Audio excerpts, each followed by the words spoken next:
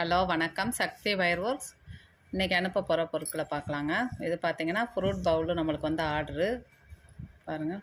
பகவான் orange colour வயரில் class wire, நெல்லிக்காய் பாசி வச்சு போட சொல்லியிருந்தாங்க. இலை பச்சையும் டார்க் ப்ளூவும் பாசி போட்டு நம்ம போட்டிருக்கோங்க. பெரிய சைஸாகவே இருக்கும் ஃப்ரூட் பவுலு. 2-3 நாளாகவே வீடியோ போட முடியல, ஃபேமிலி ஃபங்க்ஷனு, அதனால் வீடியோ எடுக்க முடியலங்க. பார்சல் நம்ம ரெகுலராக அனுப்பிக்கிட்டு தான் இருந்தோம்.